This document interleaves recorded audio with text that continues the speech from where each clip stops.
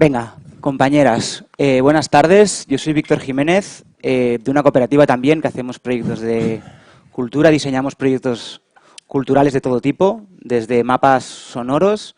De hecho, venimos ahora en julio aquí al Caixa Forum a hacer safari sonoro las noches de verano, así que aprovecho este espacio para hacer una cuña publicitaria e invitaros a todas a que vengáis a redescubrir el Caixa Forum a través de la escucha. Y otro tipo de proyectos que tienen que ver con la intersección entre arte, ciencia, tecnología y sociedad. Me he hecho una pequeña chuleta para no hablar muchísimo, que ya os iréis dando cuenta con el paso de los minutos, pero soy una gran habladora.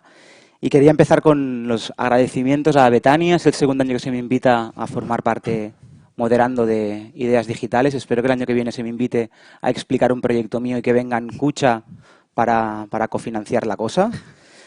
Espero que estos próximos 90 minutos los disfrutéis igual o al menos la mitad de lo que yo he disfrutado preparando esta charla y con las reuniones previas que hemos hecho para preparar el contenido que ahora os compartiré. Y antes de empezar un poco el contenido, a explicaros de qué va a ir esta mesa redonda, sí que como cooperativista y como defensor de la economía social y solidaria, aquellos que seáis artistas y tengáis como proyectos culturales, una pequeña recomendación es que os hagáis asociación antes de cooperativa, que cuando se pone el dinero en el centro de la toma de determinadas decisiones, se generan muchos conflictos, o algunos conflictos, mejor dicho, y nuestra experiencia, empezamos como asociación y nos transformamos a cooperativa, y creemos que fue un acierto. Empezamos 8, a la cooperativa pasamos 4, ahora somos 5 socias trabajadoras y tenemos 4 colaboradoras que están como en proceso de entrar a ser socias, y creo que los proyectos culturales y de creación artística, bueno, son entornos a veces un poco precarios y cuando se pone el dinero en el centro a veces salen como determinados conflictos.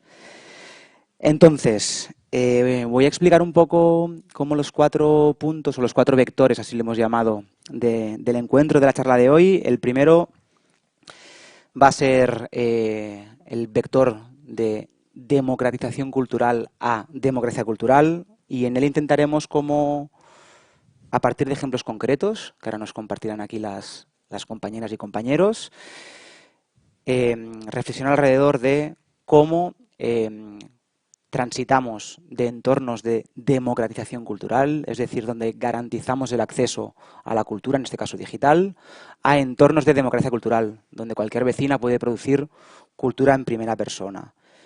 El segundo vector lo hemos titulado como criterios tecnoéticos, cómo podemos hacer que esta transición se realiza desde una lógica de código abierto, cultura responsable. El tercer vector girará en torno a la relación digital-presencial y entender Internet como espacio público. Y el cuarto vector, si nos da tiempo y no nos enrollamos como las persianas, si no dejaremos espacio si no hay preguntas, retomaremos el vector 4.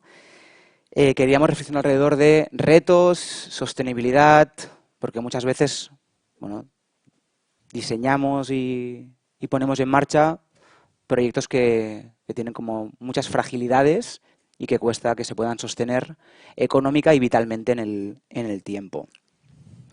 Entonces, antes de hacer la pequeña ronda de presentación de Pilar, Pablo y Javier, sí que me gustaría leer como los 2 párrafos que compartía a la organización para situar este conversatorio, y los voy a leer porque es un tema que me apasiona, me entusiasma, y podría estar 20 minutos enrollándome y no es el motivo de que nos encontremos hoy aquí. Y el diálogo se titula Participación ciudadana en entornos digitales. Este foro se centrará en descubrir las claves para una participación digital tecnoética que sea respetuosa, sostenible y tenga un impacto positivo en la comunidad. Nuestro diálogo partirá de la democratización cultural, el mero acceso a la cultura, para reflexionar sobre la democracia cultural, donde cualquier persona, cualquier vecina pueda producir y compartir su propia cultura de una manera tecnoética.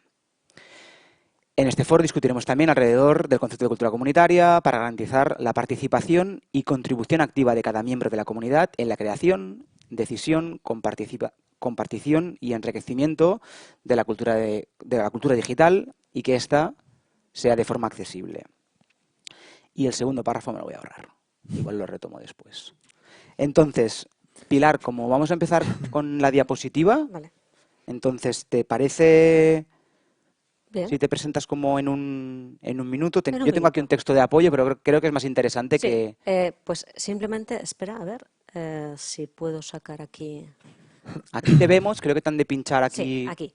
Bien, pues yo soy Pilar Rivero, investigadora principal del Grupo Argos de la Universidad de Zaragoza, profesora de didáctica de las ciencias sociales, con lo cual, digamos, yo vengo aquí por parte del mundo más académico y más formal.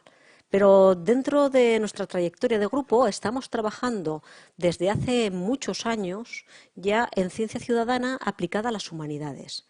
Y sobre todo estamos trabajando en procesos educomunicativos, estudiando cómo se genera conocimiento en cibercomunidades patrimoniales. Y esto nos viene de una trayectoria anterior que empezó hace muchísimo tiempo, cuando en la prehistoria de Internet había 3 servidores y en el 94 pusimos los primeros atlas históricos en el servidor que tenía física teórica en la Universidad de Zaragoza.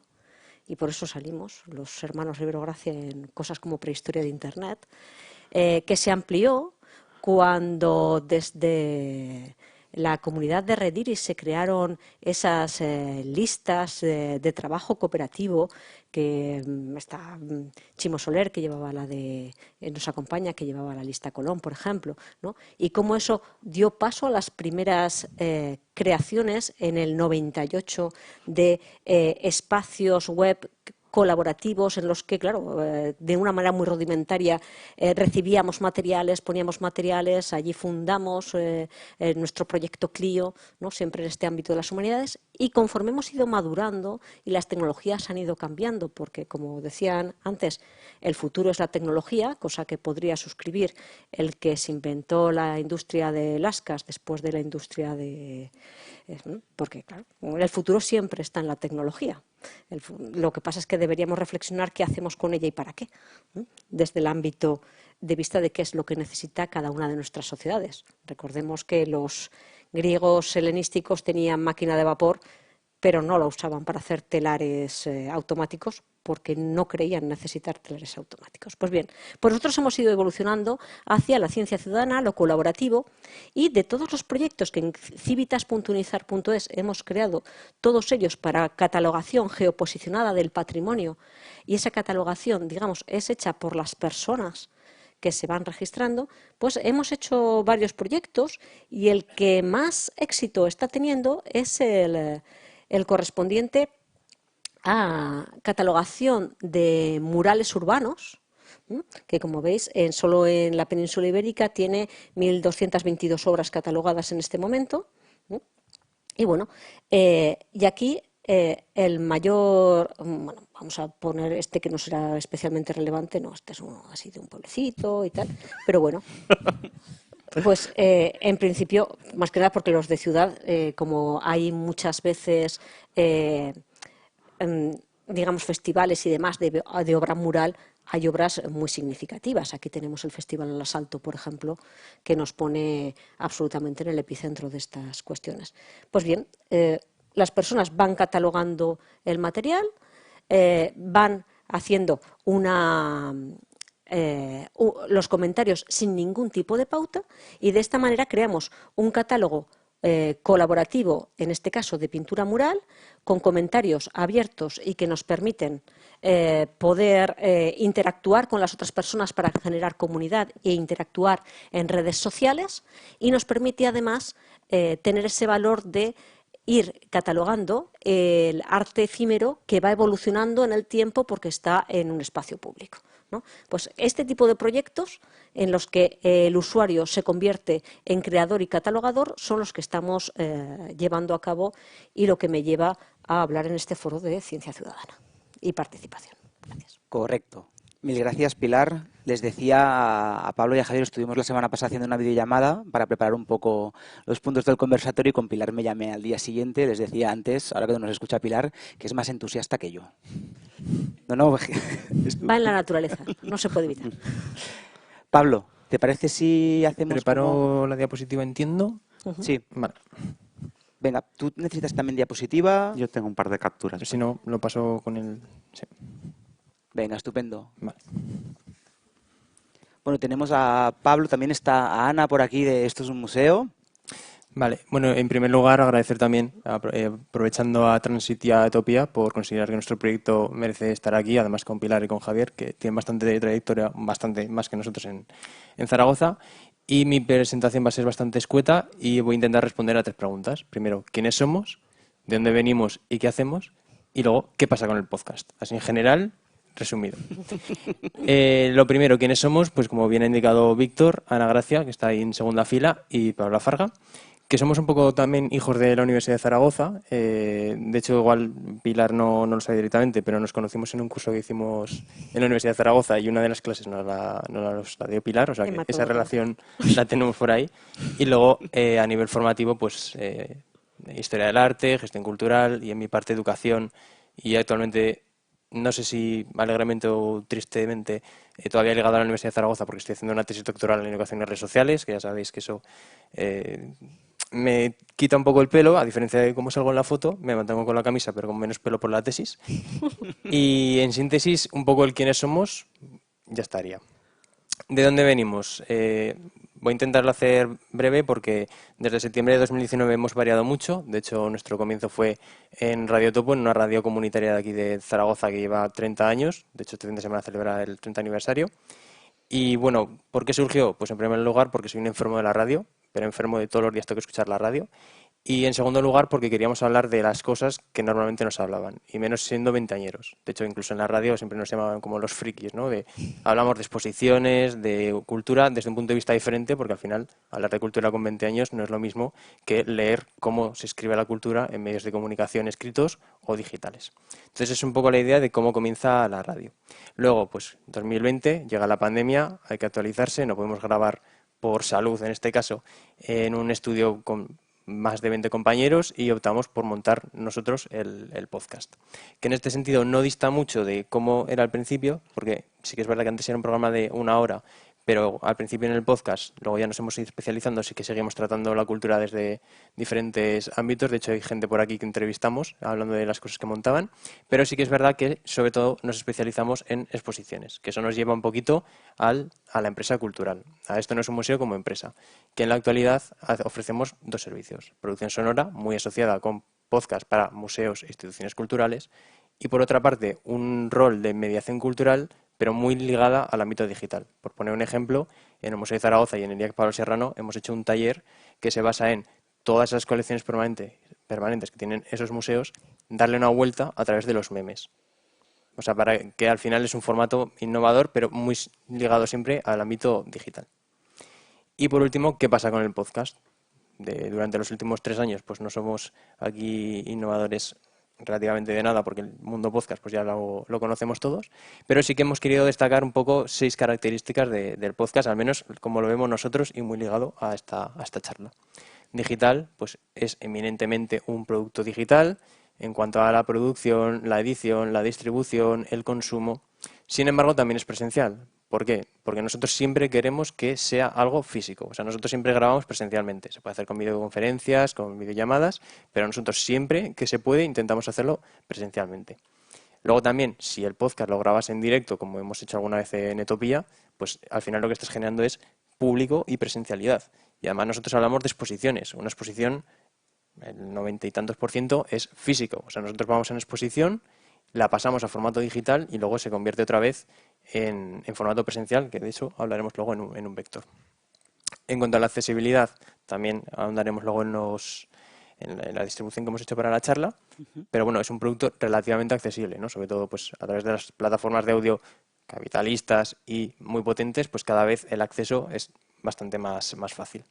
Independiente, pues como nos pasaba en Radio Topo, los contenidos que hemos tratado es siempre porque nos ha dado la gana hacerlo, nunca se nos ha impuesto absolutamente nada, y toda la producción, el decir qué cortamos, qué no cortamos, cuándo lo publicamos, cómo lo distribuimos, eso siempre ha sido, y esperemos que sea, siempre según nuestros criterios. Cultural, porque al final escuchar a veinteañeros hablar de exposiciones, me atrevería a decir que en España no hay nadie que lo haga, no sé si porque estamos zumbados o por qué, pero escuchar a veinteañeros hablando de exposiciones creo que es bastante complejo. Y cultural, pues al final, luego entraremos en qué es cultura, qué no, la alta cultura, la baja cultura, pero bueno, es eminentemente cultural. Y comunitario, pues quiero decir, si empezamos en Radio Topo, una de las finalidades que teníamos era democratizar y facilitar el acceso a la cultura, ¿no? Y en este caso, además, con el podcast, con las redes sociales, pues generas una comunidad, que nosotros no queremos una comunidad de eruditos, sino simplemente queremos una comunidad para hablar, en este caso, sobre todo de exposiciones y de cultura. No hay que leerse 200 libros para considerar que una exposición sea buena o mala. Luego ya igual entran otros criterios, ¿no? De museografía, selección de contenidos y otras cuestiones. Pero, ¿por qué la gente va al fútbol y opina del fútbol? Pero cuando vas a una exposición te cuesta mucho dar una opinión, ¿no? Independientemente que tengas argumentos o no, es como, igual hasta me miran raro porque esta obra de arte contemporáneo que igual los demás no han entendido, a mí sí que me ha llamado, ¿no? Entonces es un poco darle la vuelta y por eso es lo del ámbito comunitario. Resumido. Estupendo, Pablo. Mil gracias por el resumen tan ilustrativo de Esto no es un museo. Javier, Sí, le pues damos tengo que poner... al turrón. Espera un momento. ¿Me pones, porfa, las dos imágenes? Sí. Vale, las paso ya. Bueno, buenos días a todas. Mi nombre es Javi y últimamente me estoy denominando o etiquetando como obrero de la cultura. Llevo bastantes años trabajando en la fotografía y desde hace 9 años he estado participando en Harinera Zaragoza, que es un proyecto de cultura comunitaria cogestionado entre la ciudadanía y la administración, ¿no? Eso me ha llevado a centrarme también bastante en la cultura comunitaria. Ahora estoy participando en otros proyectos, en una red nacional de cultura comunitaria. Y también en los últimos años estoy desarrollando proyectos digitales de facilitación de herramientas digitales libres. ¿Cómo? Herramientas digitales Sí, libres. pero apunta alguna herramienta digital libre. Como por ejemplo, la wiki que estáis viendo aquí. Esta es una plataforma que monté, era una wiki de cultura comunitaria. Nace en Harinera, en unas jornadas que hubo en las que se planteaba, vino gente de toda España, estábamos hablando sobre legislación y cultura, ¿no? Había abogados, había gente de la cultura y no sé, y cada uno lo hacían de una forma en sus sitios, unos habían encontrado unas formas de hacer ¿no? Pero no había forma de compartir esa información, ¿no? Entonces yo me puse a ello y monté esta wiki en la cual podemos, pues, compartir iniciativas, documentos, ¿no? Normativas, legislación, procedimientos y luego actividades, ¿no? Actividades, pues yo he hecho esta actividad y pues me parece que es interesante, te la pongo aquí para que tú la hagas en tu territorio, ¿no? Compartir el conocimiento libre. Y también estoy dinamizando, facilitando herramientas de trabajo interno, herramientas de trabajo digitales de trabajo interno, como pues sustitutos al Google Drive, al Google Forms o incluso, a ver cómo se pasa esto, o incluso redes sociales libres y federadas. Esto es un nodo de Mastodon que tengo montado en mi servidor, en el cual pues intentamos liberarnos un poco de las grandes tecnológicas. De Elon Musk en este caso, ¿no? Igual. Eso es, de Elon Musk. Mastodon es muy similar a lo que es Twitter. Entonces, y tenemos el control, ¿no? de los datos y decidimos qué es lo que se puede publicar o no. Con esto yo Sí. creo presentado, sí. Súper. Sí, de hecho yo a Javier lo conozco de un espacio que se llama Laboratorio IC, Laboratorio de Innovación Ciudadana, y la formación que hizo estupendísima, que os invito a que la busquéis en internet, sobre Mastodon, está en un servidor que gestionamos 4 espacios de cultura comunitaria, diríamos, en Cataluña, que tenemos un PeerTube, que para quien no conozca PeerTube es la alternativa de código abierto a YouTube, donde cualquier persona se puede montar en su servidor un repositorio de vídeo y funciona perfectísimamente. Y ahí luego iremos como hablando de varias tecnologías. Vamos un poco al primer vector, ¿vale? Donde planteábamos cómo hacer una transición de la democratización cultural a la democracia cultural. Os recuerdo, como comentábamos semana pasada, intentamos ser concisas, ejemplos prácticos concretos, intentamos bajar del mundo de las ideas, que tanto nos gusta con estas palabrotas tan y tan largas, con tecnopolítica, innovación social digital. Intentamos ser como ilustrativas. ¿Os parece si hacemos ronda al revés? Venga. ¿Cómo la tengo ya apuntada por aquí? ¿Te Vale, parece, Javier? perfecto. Venga, estupendo. Vale. Democracia cultural, ¿no? Creo que hay en ambientes que hemos hablado mucho que es la democracia cultural, pero me gustaría apuntar, ¿no? El acceso a la cultura, ¿no?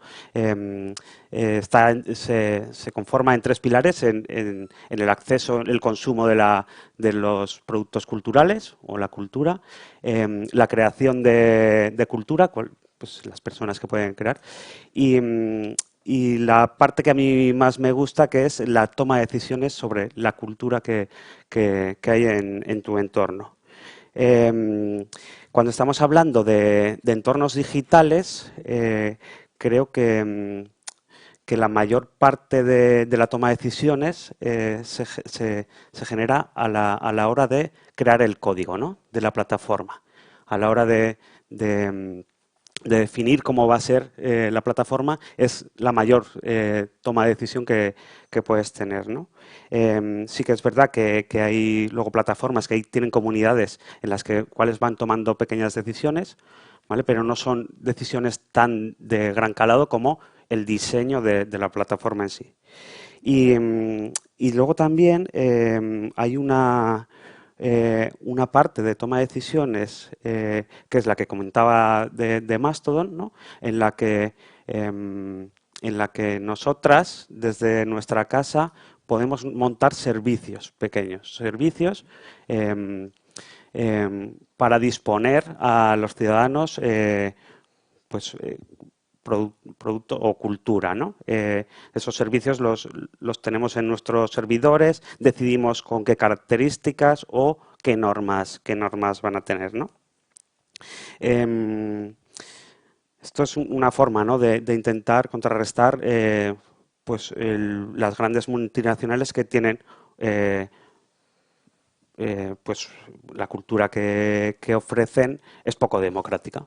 Ellos disponen, pero no puedes tomar ese tipo de decisiones. Puedes crear o consumir, ¿no? Cuando las plataformas digitales se hacen muy grandes, la participación en aportar código es más complicado. Pero no imposible, ¿eh? No imposible. PeerTube, por ejemplo, tiene unos plugins que funcionan a la perfección, OBS también. Eso es. O incluso la traducción, ¿no? La traducción, que es algo que en el software libre que se hace, que cualquier persona puede coger y traducir, ¿no? Es algo, ahí estás aportando al código. Por eso a mí, como yo, o sea, sí que he estudiado programación, cosas de electrónica, pero no soy programador, ¿no? Ahora, entonces, donde mejor me desenvuelvo es en el montar aplicaciones y hoy en día es muy fácil montar aplicaciones. Prácticamente con un clic puedes montar un WordPress, puedes montar una wiki o muchas otras. Podríamos decir que se está como democratizando la capacidad que tenemos de, sin tener unos conocimientos sólidos informáticos, poder desplegar un entorno que solucione nuestras necesidades comunicativas desde lo digital. Eso es, total, es muy fácil. Sí, ¿te parece si brevemente hacemos como el ejercicio que comentábamos semana pasada alrededor de las diferentes dimensiones que tienes como en una wiki? Ujú. alrededor de la toma de decisión y de la gestión y del cuidado de la infraestructura. Eso es. Vale. La wiki de cultura comunitaria que veíais anteriormente, yo la primera vez que la monté, además, estaba por aquí, estaba con una beca César y casualmente tenía la universidad a mi lado, estaba en el Fab Lab y me dispusieron de un servidor, me montaron un servidor para que yo instalara la wiki. Esto es algo como que es importante, que no todo el mundo tiene acceso a un servidor. Y creo que es algo que como que deberíamos de reflexionar, ¿no? También desde por parte de la universidad, ¿no? ¿Qué papel tiene la universidad en facilitar que los ciudadanos podamos al final montar esas aplicaciones? Ya tenemos mesa redonda para 2024, ideas digitales, Claro. papel de la universidad desde En menudo el melón. entorno digital y desde lo social, ¿no? Bueno, una vez tienes montado el servidor, la plataforma, la wiki, todo el mundo conoce Wikipedia. Wikipedia es una wiki y la wiki de cultura comunitaria está montado en lo mismo que Wikipedia. ¿Vale? Lo que pasa es que sí que es verdad que la plataforma, que la wiki de cultura comunitaria está muy bien conseguida. Yo no lo he desarrollado, yo cogí el código de otras personas que lo han compartido, pero tiene un muy fácil acceso a través de formularios. Es muy fácil rellenar toda la información, que cada vez está siendo más fácil, pero antes Wikipedia era bastante complicadillo. Había que poner algo, bueno, unos pequeños caracteres pero también era fácil, ¿no? Pero la wiki de cultura comunitaria es muy fácil. Cualquier persona puede subir contenido. Sí que es verdad que yo lo tengo configurado para que primero te tengas que crear una cuenta, ¿vale? Hay otras veces, en otras wikis, que no es necesario, no es ni crearte cuenta. Y subes el contenido y las wikis, lo interesante es que cualquier persona puede ir aportando, ¿no? O corrigiendo lo que has subido, ¿no? Y luego puedes ir moderando.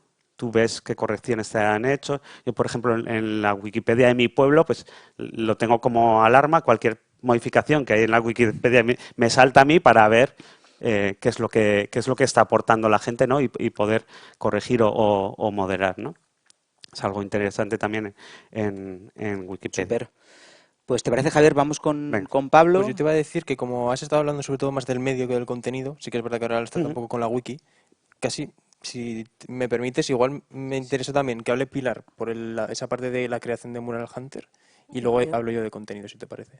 Bien, en cualquier caso, aquí hay varias cosas que se han tocado respecto. Por cierto, creo que tu pueblo es el mío, o el de mi marido. Azuara. Azuara. Sí, Sí, no me como te lo digas. cuento. Ahí va. Creo que te tomas, que eres del grupo que va con mi doctoranda Nora Ramos, Ay, no lo sé. casada con No. Jesús. A lo que voy es que, ¿sabéis eso de que en un bloque de 6 saltos conoces a todo el mundo? Sí. Sí. Pues yo creo que a él lo conozco en uno porque ya sé de en qué máster te di clase y a ti ya te he visto en no sé qué peña y a ti de nada A un te saco. clic estábamos por Javi. Te saco en cuanto estamos.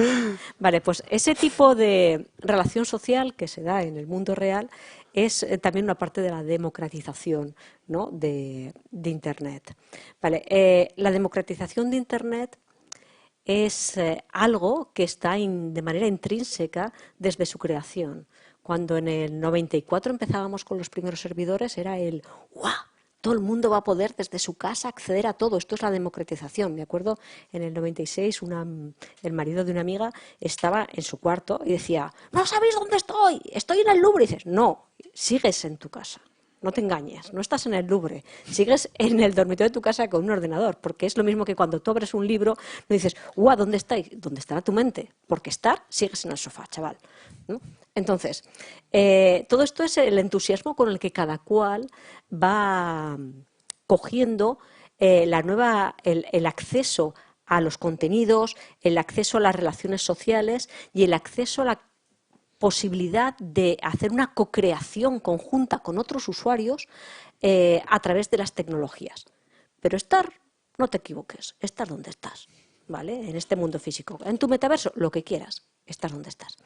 Entonces, de la primera euforia de poder acceder a todos y pensar que eso era una democratización cultural, empezamos a ver que había brechas, y brechas importantes. Y la primera brecha era una brecha tecnológica, una brecha técnica en el sentido de los que no tenían los medios, los que no tenían... La segunda brecha, después de eso, cuando todo el mundo ya empezó a tener todos los ordenadores necesarios, toda la tecnología necesaria, cuando ya Internet fue rápida, cuando ya la fibra estaba, cuando todo el mundo tenía un móvil inteligente que decían entonces, ¿no? Inteligente tú, cuenta tú lo que piensa, ¿vale? Bueno, pues todas estas, las primeras veces que salen todo es inteligente, ¿vale? Nuestra inteligencia artificial ahora es inteligencia. Los móviles eran listos, eran smarts, ¿sabes? Bueno, son máquinas, ¿sabes? Son inteligentes según las programas y según la cosa vaya funcionando, ¿no? Bien, pues la segunda brecha, ¿vale? Cuando ya todo el mundo tenía ese acceso, nos dimos cuenta de que tampoco estaba democratizado. ¿Por qué? Porque había una brecha, digamos, de carácter intelectual y muchas veces generacional. Una dificultad de relacionarte a través del hardware, ¿no? de los periféricos, de la interfaz. Las interfaces no eran amigables. ¿Qué pasa? Eso ahora también se ha solucionado. ¿Por qué? Porque yo le digo a la Alexa, a la Siri, no sé qué, papá, que me hagan las cosas y ya me la hacen. Entonces, de una manera táctil, de una manera visual, de una manera de comunicación espontánea, esa brecha también se ha reducido. Y entonces ahora nos sentamos aquí pensando en que ya no hay límites. Otra vez estamos en la cresta de la ola, ¿no? Es decir, bueno, pues ahora ya la tecnología está al alcance de todos, la facilidad de comunicación está al alcance de todas las personas, pues entonces ya quedan menos brechas, quedan menos barreras. Ni de lejos. Cada vez que creemos que hay una cosa superada, nos damos cuenta de que no. Nos damos con un muro distinto que dificulta esa democratización, ¿no? Desde el punto de vista de una señora que se sienta aquí, ¿no? Y para Internet soy una señora mayor, ¿no? O sea, para echar la partida a Rabino soy una chica joven, para Internet soy una señora mayor, porque llevo en esto desde que se creó, ¿no? Pues bueno, la brecha de género es radicalmente brutal en tecnologías. Y me explico. Solo basta mirarnos. ¿En el público veis brecha de género? No. ¿Aquí veis brecha de género? Sí. Ni una sola charla de las de 30 está dada por mujeres, por ejemplo, de las de 30 minutos. En las mesas redondas ya participamos. Pero en cualquier cosa tecnológica, cuando empiezas a mirar los niveles de quién controla, ¿no? Cuando dices tú, bueno, y claro, tengo que hacer una moderación de contenidos. La hacemos nosotras. Nosotras os llamáis Pepe o os llamáis Pepa. No, vosotras os llamáis Pepe. Entonces, no están las mujeres controlando los contenidos en gran medida de Internet, ¿vale? Y no hay una brecha tecnológica y no hay una brecha de formación.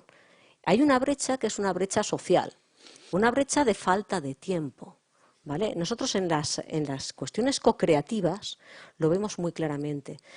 Lo que se precisa es tiempo para estar y tiempo para pensar.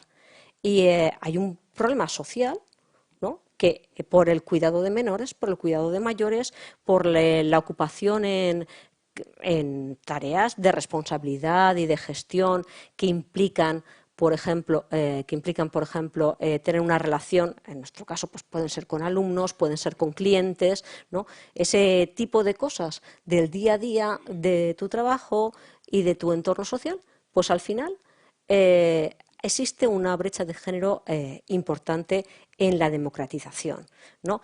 Y hay otra brecha importante también, que es que es la que nombraba Pablo. Cuando nos vamos a productos más especializados, hay una brecha que tiene que ver con una especie de pudor ante el habitual elitismo cultural, ¿no? O sea, nosotros nos lo encontramos muy bien en Mural Hunter, y voy al ejemplo concreto que queréis que pusiera, por ejemplo.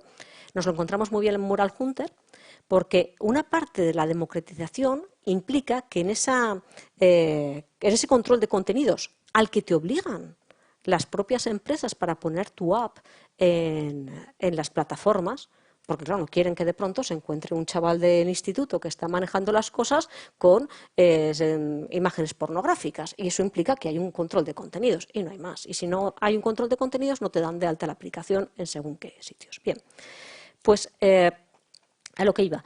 Dentro de esas contribuciones y demás, existe ese pudor, y desde el punto de vista del gestor de contenidos implica tener una mente abierta a que lo que te va a dar el usuario o la usuaria que participa no es lo que tú te esperas. Cuando nosotros creamos Mural Hunter y pensamos en, y ahora la gente hará un comentario de esta obra, estamos pensando, como venimos de donde venimos, que va a decir qué tema es, qué cositas pone, qué colores, si se relaciona con una cosa u otra, si hay algo del autor, si hay algo de la fecha. Y luego, sin embargo, como es libre, puedes poner, no me gustan nada las flores rojas, ¿no? O esto me recuerda al taller de mi abuelo. Y dices, ¿y a mí qué me importa? Pues me importa porque el patrimonio son vínculos, y eso también a mí, por ejemplo, me sirve para investigar los vínculos con los que se genera ese proceso de patrimonialización, que es uno de los temas en los que nosotras estamos trabajando, ¿no? Entonces, yo creo que lo que decía Pablo de quitar ese...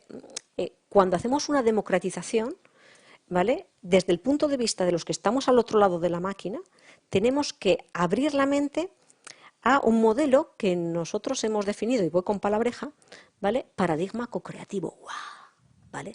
Paradigma cocreativo que implica y que lleva detrás una filosofía que es la de la generación del pensamiento y demás en un modelo rizomático. Y nos vamos a Deleuze y Guattari, ¿vale? Para los que les gustan leer cosas viejas. Deleuze y Guattari. Y generamos conocimiento, pero teniendo en cuenta que nuestro modelo de enseñanza, de educación que tenemos cuando usamos estas cuestiones, tiene que ser ese espacio liso de Deleuze y Guattari en el que no hay vías preseñalizadas, ¿vale? Y en el que recuperamos, por tanto, las ideas educativas de Freire. Y como dicen McLuhan y sus sucesores, y dejo de citar gente, pero esto lo digo para que la gente se los lea, ¿vale? Si os interesa, una de las cosas importantes cuando innovamos es que a veces nos hace replantear ideas y teorías que han quedado atrás, ¿no? Entonces, dentro de la democratización de Internet a través de la participación en la cultura, resulta que cuando teorizamos estamos recuperando muchos autores de los años 60 y 70 que con un enfoque no tecnológico pero sí social estaban pensando en la manera de crear y de educar que estamos pensando nosotros a través de paradigmas co-creativos en una red abierta, democrática, realmente participativa. Entonces, es importante ver cómo, para mí es importante ver cómo lo que importa, por tanto, ¿vale? El eje, el centro, no es la tecnología, en realidad.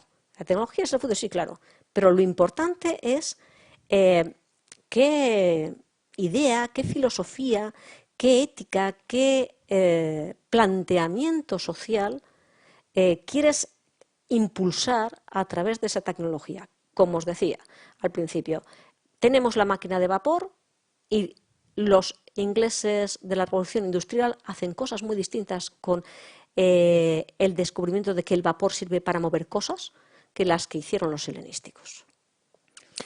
Pablo, en 30 segundos, las fases del método co-creativo. 30 segundos, ¿de Pilar? En 30 segundos. Fases. El paradigma co-creativo es reconocer que se puede generar conocimiento a través de una co-creación participativa si se admite que es un modelo de generación de conocimiento rizomático, o sea, que no sabes por dónde va a salir la gente, ¿vale? Y que como educador lo que tienes que hacer es una escucha activa para ir proporcionando, como decía Freire, los medios, las ideas y los contenidos adecuados para que se vaya generando ese conocimiento, pero en una estructura libre. Entonces, no puedes hacer... la co-creación es necesariamente participativa, libre, y el papel del educador es el proporcionar y el guiar, ¿no? Súper. Y eso no se puede hacer sin una escucha activa. Y es muy, muy, muy difícil porque nunca salen las cosas como tú te esperas y eso te da mucha angustia. Y antes de saltar a Pablo, que me estoy haciendo un comentario encima de hace un rato, muy de acuerdo con el tema del género. De hecho, nosotros o nosotras, como nos gusta, hacemos un ciclo cada año. Este es la 4ª edición de un ciclo donde solo conversan mujeres alrededor de tecnología y cultura, ¿vale? Con la estupendísima Antonia Fulguera, comisaria del Sonar +D. Y es como de las aportaciones que una cooperativa, que somos mayoritariamente pues hombres blancos, caucásicos, con estudios superiores, hacemos como movimiento feminista, y hay muchas más brechas. Sí, hay muchísimas. De hecho, o sea, si me permites, la laboral también. Tiene que ver, la social, cuánta gente migrada racializada está en determinados... O sea, que el tema como de las... Bueno, es un melón. Pablo. No, sí, precisamente iba a hablar Sí, también es un melón de las guapo. brechas, porque justo Súper. lo acabas de comentar tú. La de género es evidente, tampoco soy yo Evidentísima. quien para hablar precisamente. La laboral, por supuesto.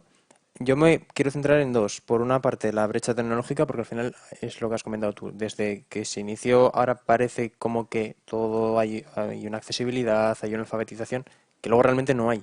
Porque la alfabetización digital, sobre todo de los que somos jóvenes, al final un porcentaje muy elevado nos han dado los medios, pero no nos han explicado cómo sacarles ese rédito positivo, entre Sí, comillas, ¿no? eso yo en clase siempre cuento que es que una cosa es ser, por ejemplo, tú eres hablante de castellano, pero eso no te hace filólogo.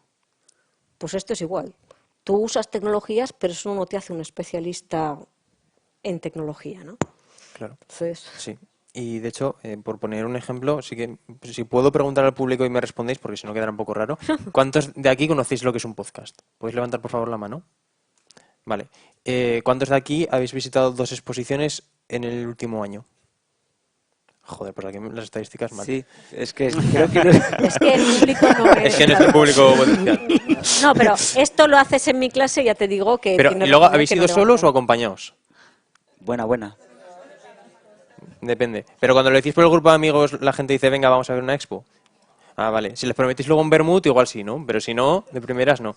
Vale, pues eso era otra idea, ¿no? La brecha digital, en este caso, orientado a lo cultural, ¿no? Que luego hablaremos un poquito de ello, porque has hablado de las plataformas, el acceso a la cultura, en este caso, pues en nuestro caso, además, el podcast, son plataformas que no dependen de nosotros y que es totalmente capitalista, pero eso lo dejamos para los criterios Al tecnológicos. siguiente paso.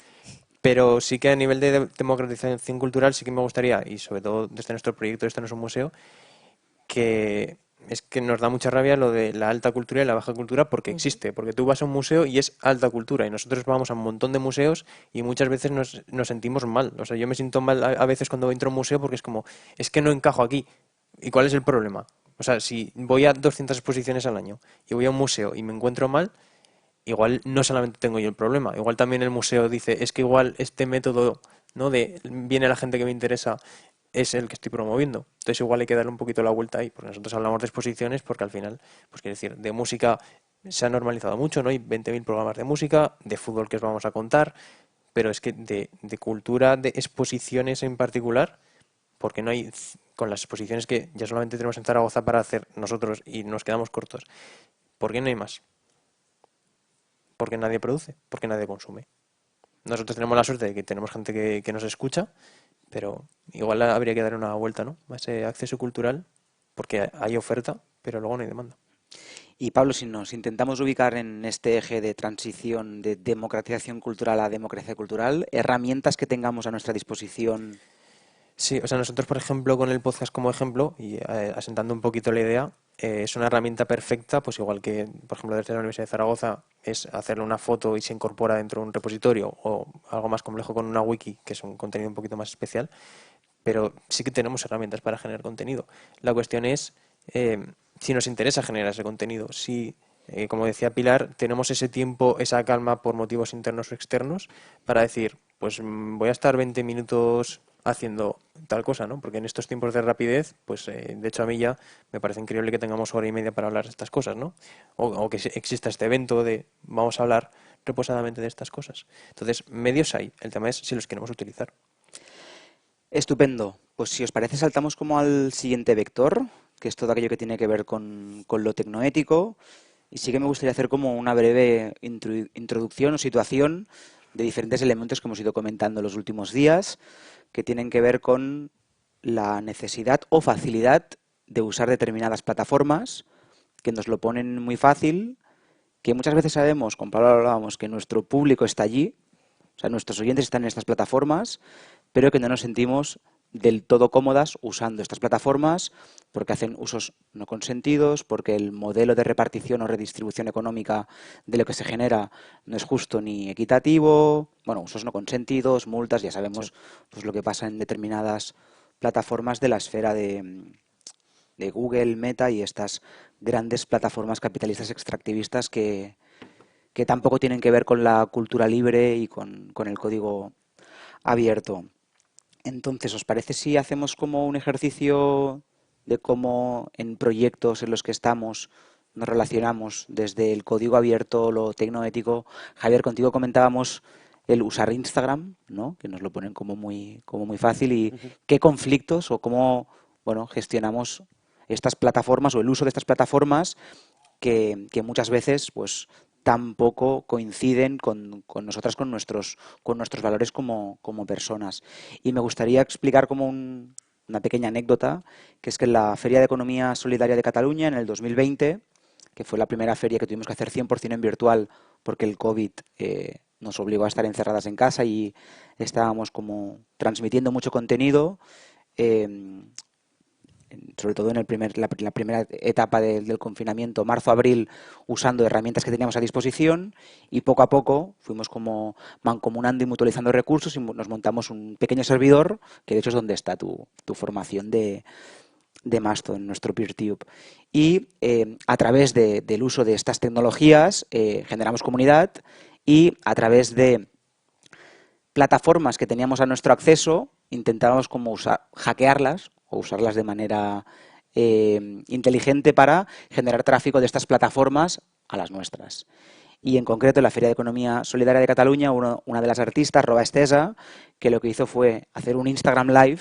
Entonces a toda persona que seguía a la cuenta de Instagram de Roba Estesa le llegó un mensaje conforme había iniciado un directo y el directo no era más que una hoja en blanco en el backstage que ponía ves a y entonces estaba ahí escrito el enlace donde estábamos transmitiendo nosotras fuera de esta... El bueno. Bueno, el bueno, el distinto. No sé si el bueno... Y ya está, la anécdota, ya cierro KitKat de anécdota. Hablando de Instagram, yo ahora tengo, ya solo me queda una cuenta de Instagram, pero la tengo bloqueada. Tenía 3, ¿no? Diferentes modelos de negocio y tal. Ahora la personal la tengo bloqueada y para desbloquearla me piden los datos biométricos, me piden que me haga un vídeo así de la cara, tal. No quiero hacer eso. Y resulta que para borrar la cuenta tengo que desbloquearla. Entonces tengo mi cuenta de Instagram secuestrada. ¿Qué hiciste? Eso se puede contar, si no es un paso palabra de manual. Creo que fue por utilizar una aplicación que no era la oficial. Era una aplicación libre y se mosquearon. Creo que fue por eso. Pero Tiene bueno. números. Sí, Yo tengo aquí dale. contenido en Instagram y anartist.org. Vale. ¿Tiramos por ahí? Venga. Anartist.org, esto es un proyecto que nació también en la pandemia, un proyecto en el que estuve colaborando, administrando sistemas y montando todo, que es un grupo de artistas que decidieron, no estaban de acuerdo en en este grupo hay más músicos que de otras artes, no estaban de acuerdo en cómo las plataformas trataban sus contenidos, ¿no? Entonces, solución, pues montamos nuestras plataformas, ¿no? El software libre y la cultura libre tiene algo precioso y un avance increíble, que es todo el tema de las licencias libres, ¿no? Que es un gran avance para la sociedad. Bueno, creo que el software libre en general es un proyecto comunitario. mayor proyecto comunitario que hay en la Tierra y ha cambiado realmente la sociedad, ¿no? Entonces, no estaban de acuerdo con esas plataformas, porque tú en Spotify no puedes subir, bueno, no puedes elegir la licencia que vas a utilizar. Tienes que morir. O en YouTube sí que la puedes elegir, pero luego el usuario no la puede descargar. Entonces ya no está cumpliendo, la licencia ya no está cumpliendo uno de sus objetivos, ¿no? De hecho, os recomiendo que sigáis a Ainara Legardón, que tiene un podcast estupendísimo. Y bueno, yo como músico y que activamos un espacio de apoyo mutuo llamado la caja de resonancia en el COVID, conectado con Goteo, para hacer, bueno, era como una red de apoyo, se llama, ¿no? Xarxa de suport mutuo, red de apoyo mutuo sería la traducción, ¿no? Y en Spotify, tú como artista, si reutilizan tu canción citándote, pueden hacer un uso lucrativo y a ti darte cero y todo bien. Quiero decir que al final todo lo que tiene que ver con leerte, bueno, la dimensión legal de la cosa es un tema complejo. Claro. Y nada, esta plataforma pues es un grupo de gente que nos juntamos ahí, alquilamos un servidor. Los servidores no es algo barato, creo que los gastos ahora están en cuanto a mil y pico euros al año. Entonces, de forma colaborativa, pues montamos nuestras aplicaciones y vamos poniendo cuotas para ir financiando. En esta plataforma, pues hay Funwell, creo que se llama, se pronuncia Sí, así. es de los podcasts, ¿no? Es de una plataforma de audio, pues como Spotify o podcast también se pueden subir. Peertube de vídeo. Hay un Nextcloud que es la alternativa a Google Drive. Creo que hay un servidor también para páginas web, ¿no? Que lo de las páginas web sí que es algo que como que está muy extendido. El que cada uno se monte su propia aplicación, ¿no? Para montar la página web, ¿no? Como que parece que eso sí que se entiende, ¿no? Bastante. Y hay más aplicaciones que no me acuerdo, pero es otro modelo, ¿no? El juntarse gente de forma y ahí sí que las decisiones se toman. Hay un foro, entonces se van comentando cómo se van tomando todas las decisiones, contenidos se generan también. No sé, es un modelo, yo creo que es un ejemplo, ¿no? de cómo en Barcelona, en Cataluña tenéis más así, pero es súper interesante, ¿no? Como desde lo colectivo también podemos hacer eso. Estupendo. Pablo, ¿te parece si Sí, estiramos? Yo tengo aquí como varias sí, o sea, frases. sí, Una que me encantó, que sí, es la pescadilla que se muerde la cola. eso te iba a decir. ¿Empezamos desde ahí? Si la pregunta es cómo nos relacionamos con las plataformas, en nuestro caso de audio, mal. ¿No? Porque al final pues es la pescadilla que se muerde la cola porque dependes de ella, ¿no? Al final no tenemos la suerte y la fortuna pues de tener unos medios libres de audio, aunque existan, pero que no tienen esa capacidad al final de generar audiencia. Y al final pues todos nos dependemos de ella, pero la relación pues con la plataforma es mala. O sea, nosotros, por ejemplo, por el podcast no cobramos nada y siempre vivimos con el miedo, un poco lo que comentabas tú, a que si en algún momento hacen así y se lo llevan, pues te quedas con cara de imbécil. Porque esto funciona así, en las grandes corporativas pues es lo que funciona. Entonces, a nivel de relación con las plataformas, pues un poco es desidia también, ¿no? Es un poco de... ¿Por qué estos modelos se replican? Pues porque, lógicamente, a alguien le beneficia y a alguien le perjudica. Pues, pero siempre los beneficios son los mismos y los perjudicados son los mismos. Igual habría también que dar una vueltita a eso, ¿no? Lo que hablas de el software libre, igual si no crece lo que tendría que crecer es porque al final también los de arriba están diciendo, igual no nos interesa, lógicamente, no nos interesa que crezca. Y entonces igual nosotros tendríamos que decir, vamos a dar una vuelta a eso también, ¿no? Pero en realidad todas las aplicaciones que ves es que están basadas en software libre. O sea, como que el software libre es el sistema operativo más utilizado hoy en día. Lo que pasa es que está oculto. Pero tú en cuanto navegas estás utilizando software libre. Un teléfono Android estás utilizando el kernel Linux, ¿no? Así Pero, es. Sí. pero lo privatizan. Claro, a eso El voy. acceso. Al final, claro, o sea, el software libre ahí está, las grandes empresas se aprovechan de ello, pero al final las grandes empresas, vamos a hablar de redes sociales, de plataformas de audio, que hay un puñado, siempre son las mismas, ¿no? Y las que sacan el rendimiento son las mismas siempre. No es un poco, o sea, yo al final lo que quiero es darle un poquito la vuelta, ¿no? De que si podemos evitar utilizar Spotify, Evox, Apple, Google y podemos utilizar otros medios, porque la gente también responde, que nosotros encantados. O ¿sabes? Pero es un poco esa reivindicación de estar ahí. Sí, también al final, nosotros, Javier, la capacidad que tenemos como pequeños proyectos de incidencia y de compartición desde el apoyo mutuo, vamos haciendo pasos enormes. Cada vez que hay como una nueva plataforma diseñada desde una lógica de código abierto, hay un montón de programadoras que contribuyen de manera desinteresada y para documentar colectivamente y mejorar colectivamente este común digital.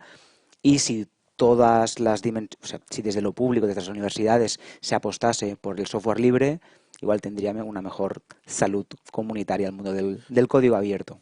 Yo creo que es una de las reivindicaciones, ¿no?, que debemos hacer aquí y más en un espacio público que también está muy relacionado con la universidad, ¿no? Que el dinero público, el dinero que es nuestro, debe ir preferentemente a proyectos que repercutan en lo común, proyectos de software libre, ¿no? Que no vayan exclusivamente a startups, a empresas totalmente tecnológicas que solo van a sacar beneficios, ¿no? Total, total. Sí, este es como uno de los temas que tienen que ver con lo tecnoético y la relación de lo público. Al final, universidades que basan todo su sistema en Google, un Google Classroom, pues bueno, tiene sus potencialidades, pero existe un Moodle. Existen un montón de herramientas del mundo del software libre que están diseñadas ya con una lógica de... A ver, yo claro, mi perspectiva es la de la Universidad de Zaragoza y tal vez es que sean más combativos que otra gente, pero mi universidad tiene una oficina de software libre desde no recuerdo hace cuánto y nuestro sistema es Moodle, no es otro, ¿no? Solamente en la pandemia se ha recurrido para las videoconferencias a venderse a Google en un momento de una crisis importante, ¿no? Necesitar responder con urgencia. Pero yo creo que, por una parte, no sé en otras universidades, pero yo, desde mi conocimiento de aquella en la que estoy, sí que se hace una apuesta por el software libre, sí que se da formación sobre programas de herramientas de investigación que priorizan aquellas de software libre, ¿no? Más que en vez de, no te dan un curso de SPSS, pero sí que te dan un curso de Q, o sea, de R o cosas así, ¿vale?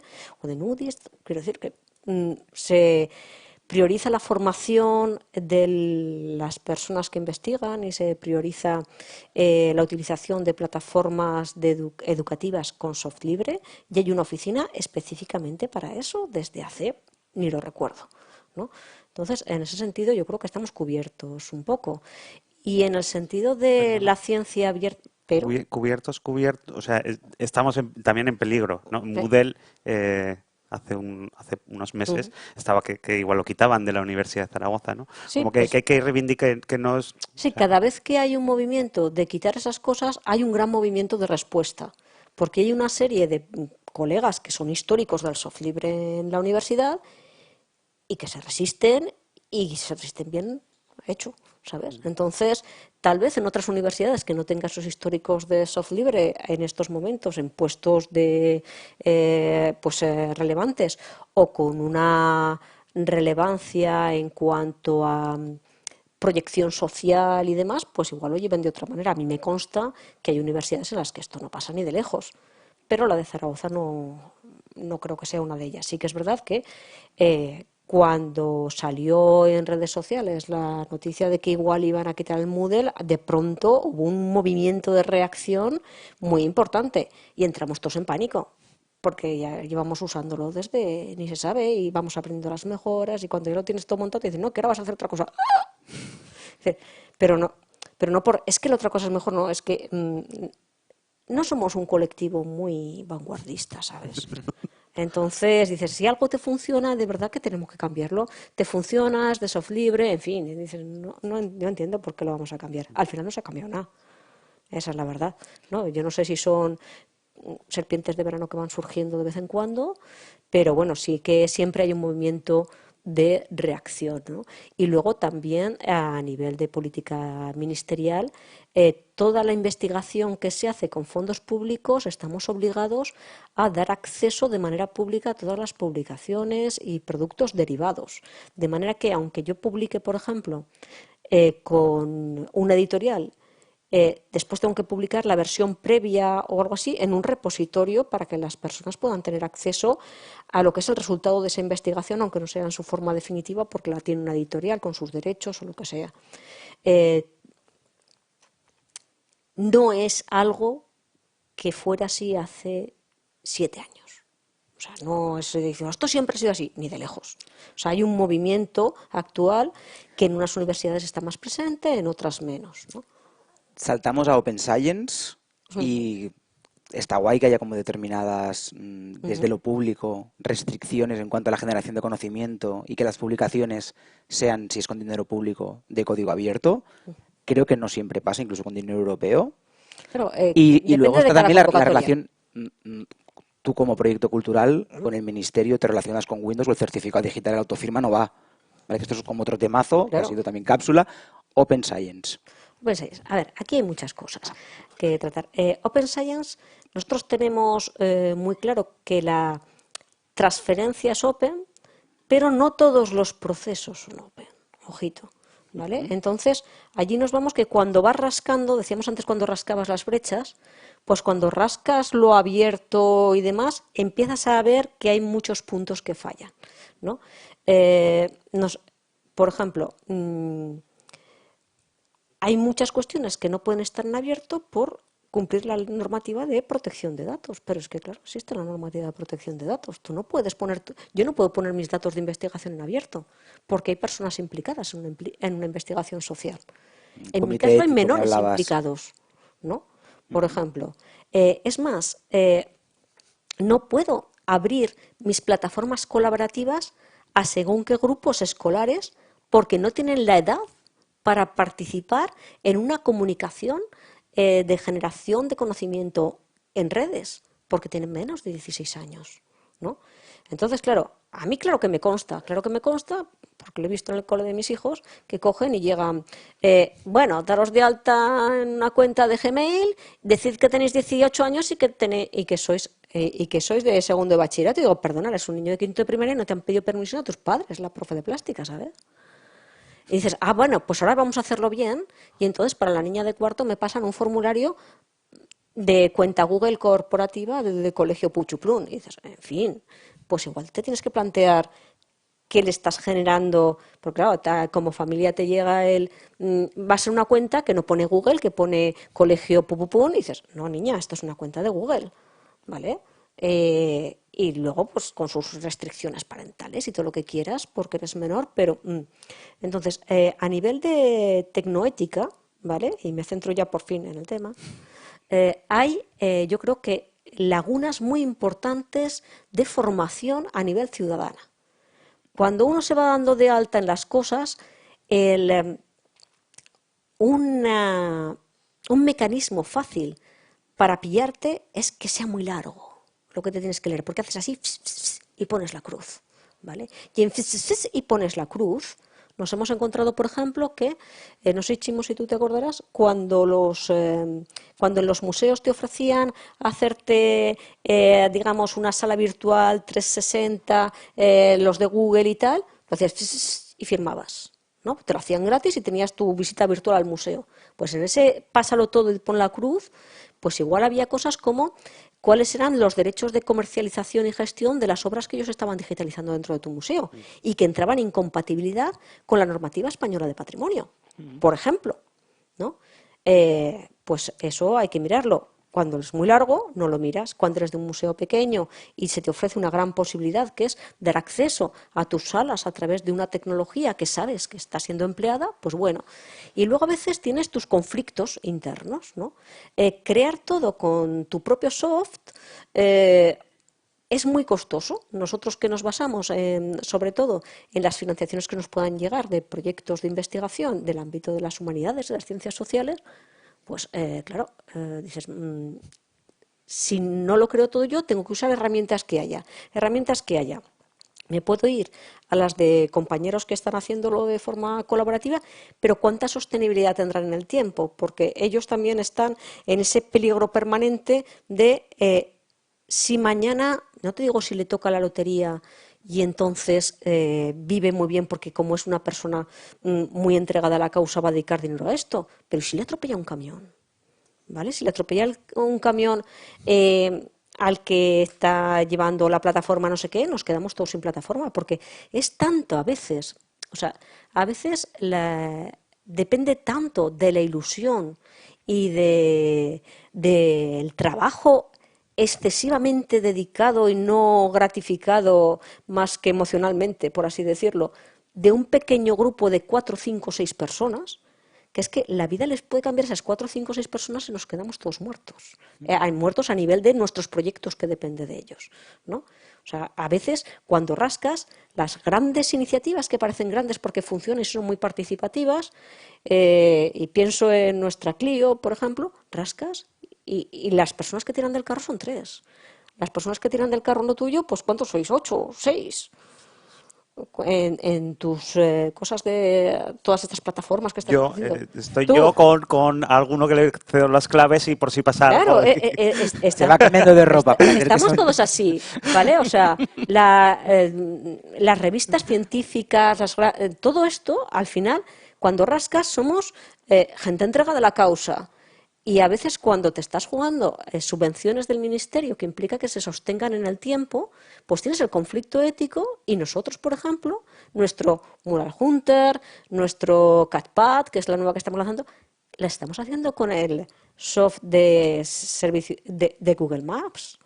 ¿Por qué? Porque es el que las personas conocen y más utilizan, el que hace que en los centros escolares no tenga necesidad de formación extra para saber utilizarlo y el que me garantiza que no estoy en los vaivenes temporales de lo que les pueden pasar a otros compañeros, ¿no? Cuando ya me tocan mucho las narices, las cosas de que de pronto me empiezan a meter publicidades, cosas así, pues contrato a mis propios ingenieros o a las propias empresillas para que ya sé que lo tienes en tu plataforma, pero métemelo en la mía, de la universidad. ¿Por qué nos trabajamos con las plataformas de la universidad que a veces por sus protocolos de seguridad tienen son mucho más farragosas que todo lo demás? Pues porque tienen una continuidad en el tiempo y a veces prefiero perder esa calidad o ese tipo de cosas para garantizar que se me sostiene en el tiempo, porque en mi antigua trayectoria yo ya he pasado por perder mucho trabajo por la actualización tecnológica. Y os cuento 3 ejemplos. Por favor, Ejemplos claros. si pasas por el flash en uno de estos 3 ejemplos, Vale, estupendo. cosas que hemos perdido a través del tiempo de esta ya cebolleta tecnológica. Bien, pues cuando yo era como usted, ¿vale? Pues uno de mis primeros proyectos fue el Centro Virtual de Arte Contemporáneo de Ibercaja, que se llamaba Documentarte. Documentarte.com era un centro virtual en el que habíamos digitalizado obras basándonos en los catálogos de Ibercaja de los 25 años de trayectoria en exposiciones de arte contemporáneo.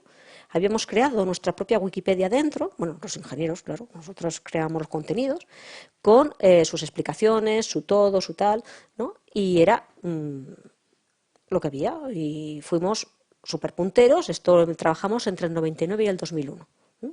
Primer centro virtual de arte contemporáneo prácticamente en el mundo, junto con el MUBA, no sé qué, o sea, 4 o 5. Bien. Bueno, pues iniciativa privada. Esa iniciativa privada se mantiene hasta que se jubila la persona que lo impulsaba, porque tanto dentro de, y me acuerdo del colega que ha salido antes del mundo más de la banca y cajas, pues claro, a veces la iniciativa de una política u otra a nivel del apoyo cultural que te hace una entidad, en este caso una caja, ¿no? Pues depende de las personas que allí, cuando esa persona se jubila y cambia la persona, esa otra persona tiene otros intereses culturales y decide apoyar otras cosas. Pero por un tiempo aquello se mantiene hasta que después una nueva línea hace que en vez de documentarte documentarte.com pase a documentarte.ibercaja.es, ¿vale? Y de allí se queda el dominio libre. Tecnoética. ¿Qué pasa con ese dominio? Ese dominio pues, costaría sus 60 euros. Ibercaja ya tiene documentarte.ibercaja.es, ya no lo mantiene. Cuando yo me presenté a la plaza de titular, ¿vale? Yo, claro, toda chula, venía a defender que una de las cosas tecnológicas, porque trabajaba en estas cosas antes de ser profesora universitaria, pues había sido pues creadora de contenidos, pues mente creadora en cuanto a idea empresaria, en cuanto a idea de documentarte.com, Centro Virtual de Arte de Documentación de Ibercaja. Bien, y en la comida me dijo uno, pues que sepas, quítalo de tu currículo automáticamente, porque como me pareció muy interesante me metí. Y actualmente es una web de compartir porno alemán, porno casero. Y yo era la ideóloga y principal gestora y autora de contenido de lo que ahora resultaba ser una página web casera de porno alemán. Pues bueno, eso es una cuestión tecnológica. ¿Qué pasa con los dominios? ¿Por qué no se controla el quién compra, quién recompra y para qué usa ese dominio? Ahora ya es otra cosa, ¿no? Luego ya hubo un cambio más y ya directamente desaparece, no existe ya. Todo el trabajo de documentarte ya no existe, ¿no? Ya cambió la web de Ibercaja y aquello yo ya no lo encuentro por ningún sitio. Bien, más cosas que pasaron. Un minuto. Flash. La mayoría de muchos museos tenían las mejores propuestas en cuanto a adaptación de catálogos y exposiciones virtuales basadas en tecnología flash. Y por los mejores museos que yo vi en ese tiempo, ¿vale?, eran el Museo Nacional del Gabón, que tenía una persona guía en flash que se superponía a todo un museo absolutamente virtual, ¿vale? Y la adaptación para niños del Louvre que se llamaba Louis Picatul, ¿vale?, en el que una transparencia en flash animada te iba explicando de manera, solo en francés, eso sí, porque estaba pensado para escolares franceses, te iba adaptando al nivel escolar todos los contenidos de las fichas catalográficas del Museo del Louvre.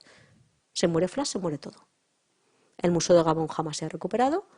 Y el Louvre ahora no tiene una adaptación para niños simplemente que sea digna y adecuada. Entonces, vamos perdiendo muchas cosas por el paso de esa tecnología. Y para nosotros, por tanto, un problema ético siempre, un problema ético importante es decidir entre el uso de una tecnología más abierta, más alternativa muchas veces, pero que no tenemos esa seguridad de que sea sostenible a lo largo del tiempo, porque no hay una gran corporación detrás que garantice esa sostenibilidad.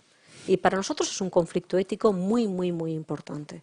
Por eso a veces en pequeños proyectos nos basamos en unas cosas y en los grandes proyectos que vienen financiados y que tenemos que responder por esa financiación, pues tenemos otras cosas. Y pongo un breve ejemplo que ya sé que me pasó de tiempo, ¿vale? Nosotros creamos con financiación pública el primer museo absolutamente con piezas 360 grados y con una sala virtual absolutamente navegable. En 3 años está obsoleto tecnológicamente y ya no se puede usar. Y se gastaron 60.000 euros de financiación pública para eso, que pudo ser utilizado solo durante 3 años en los centros. Entonces, claro, nuestra financiación pública nos obliga moralmente a que los productos que creamos sean sostenibles en el tiempo para la participación de la ciudadanía y de los educadores y educadoras.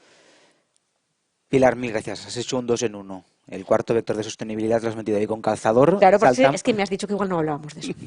Estupendo. Esta me la apunto.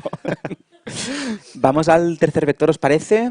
Que era discutir brevemente, si queremos tener un poco de preguntas del público, relación digital presencial e intentar entender Internet como espacio público.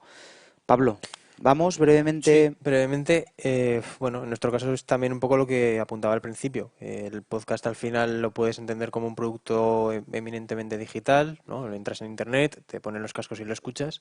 Nosotros sí que lo entendemos como algo, pues como también decía al principio, ¿no? Comunitario. Generar esa comunidad, pero sobre todo ese lado físico de ir a una exposición al final es algo físico, las obras están ahí, no las puedes tocar, porque si no pasa lo que pasa. Pero es algo físico, ¿no? Y entonces nosotros sí que apostamos con esa idea de jugar con la presencialidad y con lo digital. Cuando damos podcast en directo, aparte que nos lo pasamos muy bien, que es como hacer este tipo de charlas con gente que te dé un feedback, ¿no? Si pregunto qué ha sido exposiciones y de repente me dicen todos que sí, pues flipo y ya dejo el podcast, ya, porque digo, suficiente. Ya solo que me falta que me pague Spotify y digo, bueno, cerramos, ya lo tendría. Cerramos el chiringo, sí. Entonces, bueno, esa presencialidad es muy importante y lo que hablaba Pilar también, esa parte digital tal, pero no nos podemos olvidar de la parte física, ¿no?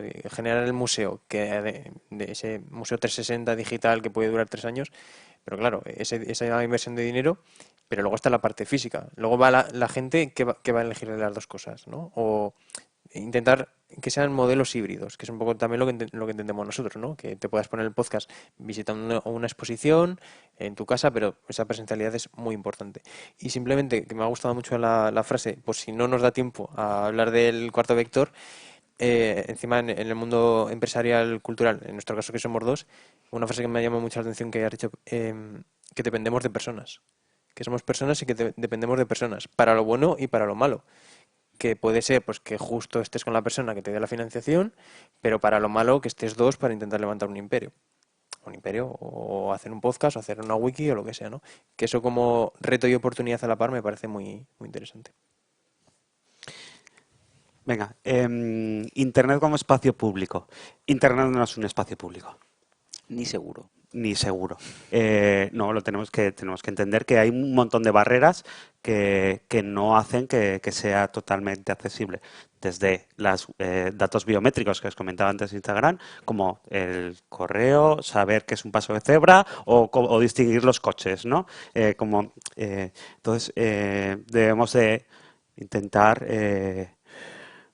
promocionar la accesibilidad, ¿no? En Internet. Y en cuanto a lo físico, en cultura comunitaria, como que siempre hablamos mucho de la corporeidad, de que necesitamos esos espacios físicos, ¿no? Para relacionarnos y tal, pero resulta que es curioso, ¿no? Como el proyecto, el software libre, ¿no? Que es un proyecto comunitario, ¿no? Que no ha necesitado de... Sí, luego hay encuentros y tal, pero la base del desarrollo de todo el software libre es en un entorno digital, cada uno en su casa. Distribuido, claro. Creo que hay muchos procedimientos de software libre que debemos de intentar llevárnoslo a lo físico en lo comunitario, ¿no? Creo que... Sí, de hecho, estabas ahora hablando, Javier, y la relación de contrato social de un Debian a el régimen interno de una asamblea, que entre todas nos acordamos unas reglas, un marco de... Las netiquetas, algo tan del pasado, pero que importante fue. ¿Quieres plantear como algún de sostenibilidad? Sí, correcto. Sí, pero o sea, me parece muy importante. Creo que es muy importante. Lo digital tiende, ya lo hemos oído en la charla de inteligencia artificial, está tendiendo una deriva increíble hacia lo no sostenible. El consumo de recursos es increíble. Y va a decrecer en algún momento y ya hay muchos proyectos, hay mucha gente pensando ya en cómo va a ser lo digital en el futuro cuando no tengamos esos recursos. Simplemente tenerlo en la cabeza. De hecho, en Ideas Digitales del año pasado, si no recuerdo mal, Betania, este tema salió de cómo estamos transmitiendo en vídeo contenido que es podcasteable. Claro. Que podríamos solo transmitir el audio y funcionaría a la perfección. Sí. Ella hay como una línea de investigación chula y aquí en la descripción supongo que dará lo de los vídeos y demás. Recuperad el de Taller Estampa, que ha sido un flipe de charla inaugural, muy inspiradora, las dos partes, la parte como más teórica y de reflexión política y la práctica a través de ejemplos. Y no sé si tenemos como ahora estos 4 minutos, 5, estupendo. No pueden... Venga, mientras van a por el micro, dale un par de minutos al tema sostenibilidad. No, sostenibilidad no. No me has preguntado de este tema de las... el vector 3, cierto. Y tengo aquí apuntado cibercomunidad que se ve en presencial. Ahí estamos. Vale. Entonces, simplemente, desde nuestros proyectos lo que estamos tratando son el estudio de la creación de cibercomunidades patrimoniales. Y lo que estamos viendo es lo siguiente. El híbrido existe, claramente, ¿vale? Pero una comunidad patrimonial es siempre más fuerte cuando tiene una base reivindicativa, sea o no local. Entonces, es el interés por un elemento identitario, en este caso patrimonial, pero puede ser otro tipo de interés muy identitario en lo personal, lo que te hace ser un miembro activo de una comunidad virtual, ¿no? Nos pasaba ya en los 90 cuando trabajábamos en Rediris, ¿no? Con esas primeras cuentas en las que el interés por un tema era lo que nos movía. El interés por la reivindicación de un patrimonio en peligro mueve mucho más y, por ejemplo, comunidades como Huelva Te Mira, que defiende los cabezos de Huelva como bien patrimonial cultural básico y de identidad local, eso lleva a la generación de una cibercomunidad patrimonial mucho más activa que el Museo Británico, por ejemplo, porque el Museo Británico no está en peligro y los cabezos de Huelva sí, ¿no? Entonces, lo físico es lo que, o sea, lo físico cuando es no es tanto lo físico, aquello que es para la persona un símbolo identitario, ¿vale? Cuando lo ve en peligro, eso es lo que más une a nivel de comunidad virtual. Y por tanto te puede unir que creas que está en peligro el proceso de patrimonialización de todo el arte contemporáneo porque no se entiende, que creas que está en peligro el patrimonio de tu pueblo o que creas que está en peligro la valoración social de las humanidades. Todo eso va generando comunidad. Estupendo, Pilar. No sé si podemos aprovechar los 5 minutos que nos cogió Fernando de Cucha, que empezamos como con 5 minutos de delay y los podemos ahora, hacemos economía circular y lo cogemos nosotras. No sé si hay alguna pregunta en el público. Si no, hacemos rondas. Nos gusta mucho hablar por aquí, ¿eh? Hacemos ronda de ideas fuerza. No se amontonen, igual que contigo, Pablo. ¿Quién va aquí a preguntar ahora todas las manos para arriba? Vale, pues, mira, aquí tenemos en primera fila una. Es una pregunta tonta, pero a Pablo, como a Pilar ya me la sé, pues, ¿qué niveles de audiencia tenéis y qué perfiles los estudiáis? Los tenemos estudiados y la verdad es que nos sorprende porque el público en general puede ir de los 20 hasta los 60. Porque al final las exposiciones, la cultura es algo muy transversal. Entonces, también es verdad que nosotros al ser jóvenes entendemos que enganchamos más al público joven, pero sí que es bastante transversal. Y en cuanto a magnitudes, Eso estáis ya entre 1, 10, 10, 100, 100, 300. Eso lo tienes que preguntar a iVoox y Spotify. No tenéis un registro, ¿no? No. Gracias. Y en cuanto a colaboración, ¿cómo articuláis la colaboración con la ciudadanía? Pues eminentemente y principalmente con las redes sociales, nos guste más o nos guste menos. Y en principio es eso, sí que intentamos, tampoco quiero hacer mucho spoiler, pero sí que intentamos potenciar encuentros con la gente. Al final, aunque sea, vamos a quedar a hablar de esto en un bar o vamos a intentar hacer quedadas o demás. Pero sí que es verdad que, claro, al final el formato podcast y ahora todo el auge es podcast en directo, ¿no? Es un poco dar la charla y luego al final pues que la gente... Es complicado revertir, eso es como la charla, ¿no? Que ahora hemos terminado y no hay ni Dios que tenga una pregunta y mira que puede salir un montón. Entonces estamos todavía trabajando un poquito en eso, sí. Sí, tenemos por aquí también a... No sé si dará tiempo para hacer como una última. ¿Tenéis alguna pregunta más? Bueno, pues yo quería preguntar a cualquiera de los que estáis en la mesa, en todas estas nuevas ideas que a lo mejor podéis testar o porque las estáis creando o porque conocéis a creadores o creadoras que las tengan, ¿se está dando ya una revisión en estas nuevas creaciones en torno al decrecimiento? Es decir, ¿seguimos creando como si no va a pasar nada o ya que sabemos que tenemos que hacer un decrecimiento, estamos incorporando en todo esto esta mirada? No sé qué pensáis. No, no lo incorporan, ya te lo digo yo. Yo no he observado que haya una preocupación real y que se esté trabajando sobre ese decrecimiento del contenido digital para hacer una mejor selección tal vez o para que para hacer un menor consumo de recursos. No he observado nada. O sea, de hecho, a nivel social lo que veo es todo lo contrario. O sea, me hago un vídeo de estoy tosiendo, que es muy interesante, claro. Hay entornos que sí, que sí que se está planteando ya, y como os comentaba, ¿no? Que hay gente ya desarrollando tecnologías de bajo consumo, ¿no? Yo me he renovado ahora la página web y me la he renovado con una tecnología que tiene mucho menos repercusión. Las fotografías se ven peor, soy fotógrafo, se ven peor, pero me da igual. O sea, como que Son igualmente que buenas. o sea, que o sea, mis fotografías no tienen valor en cambio a lo que estamos perdiendo. No tienen valor. Fíjate el contraste, ¿no? O sea, yo creo que hay una brecha importante. Desde el punto de vista de los especialistas, estamos todos muy preocupados por el tema. Desde el punto de vista de la ciudadanía y de las grandes empresas, se está potenciando que cada vez generes más contenido, ¿no? Y contenido irrelevante. Y por contenido irrelevante hablo de mi niña bailando a las Blackpink, ¿sabes? O sea, el contenido relevante para la sociedad que es eso es ninguno. Bueno, igual sí, pero yo no lo acabo de ver. Entonces, hay una pregunta de fondo.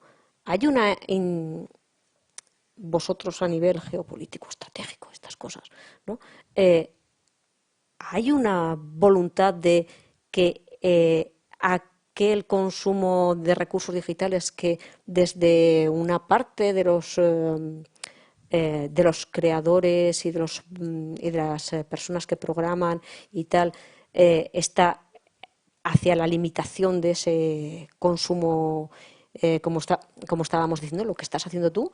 Por una parte está todo ese movimiento y por otra parte hay un movimiento de las grandes empresas que gestionan, pon contenidos y yo te pongo publicidad, de crea, cuantas más gente creando mejor y cuantas más cosas mejor. De manera que el esfuerzo que hacen estos queda muy contrarrestado por todo este esfuerzo y no conseguimos avanzar nada, ¿no? ¿Hay una voluntad detrás de todo eso clara? Pues desde mi... Bueno, Dale. yo estoy cuando emitimos un streaming a 2 megabits de profundidad en vez de a 10, sé que el conversatorio se va a ver igual y yo duermo más tranquila, ya está. Hay como una primera dimensión de producir Sí, cultura pero de mi manera pregunta responsable es, y social. ¿hay algo detrás de todo esto? O sea, ¿interesa que ese ahorro no se haga? Mira, Pilar, ahora mismo en Aragón se van a instalar 3 centros de datos de Amazon. Esto o sea, tiene un coste ecológico increíble. Desde el gobierno de Aragón se impulsan que se instalen, se impulsan que eso suceda. Esa es la voluntad política. Yo respondiendo a tu pregunta respecto al decrecimiento, en nuestro caso, y un poco tomando la idea de esa generación de contenidos, nosotros el año pasado publicábamos 3 podcasts a la semana, lo cual era una locura, porque ir a la exposición, preparar el guión, grabar, editar, montar, publicar, compartir. Y nosotros hemos optado al final por 1 al mes. O sea, ese decrecimiento al final nosotros lo transmitimos en ese generar contenido que va un poco en contraposición con lo que preguntabas tú, ¿no? De que al final en Spotify es como no saques uno cada semana, ya estás perdido y ya no apareces en las listas. Y nosotros hemos optado por eso, de al final cuanto menos, si es bueno, porque tampoco vamos a atiborrar a la gente. Ya lo hacíamos antes porque estábamos zumbados perdidos, pero uno al mes. Es lo que Y eso hace que el algoritmo no te favorezca. no. Pero nosotros estamos más tranquilos porque sabemos que lo que hacemos lo hacemos bien, lo hacemos con calma y la gente lo escucha. ¿Alguna pregunta más? Es un tema interesantísimo, ¿eh? Y luego cómo medimos también impacto, indicador cuantitativo, cualitativo. Y cómo tener esa responsabilidad a la larga te está penalizando de cara al público. Ojito. Pues no sé si queréis hacer como una frase de cierre. ¿Estamos cómodas con esta última intervención? Pues ya cierro yo. Sí, me están haciendo además por control.